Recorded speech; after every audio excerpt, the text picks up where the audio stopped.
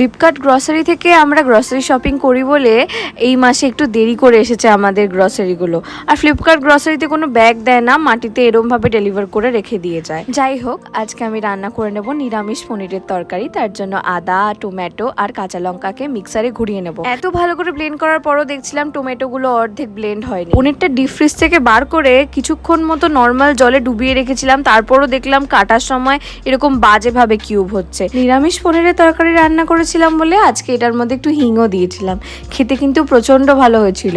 Related video সেকশনে আমি পুরো ব্লগটার লিংক দিয়েছি, দেখে নিতে পারো। পার্লার থেকে হেয়ার কাট করে আসার পর আজকে আমি প্রথম বাড়িতে হেয়ার ওয়াশ করব।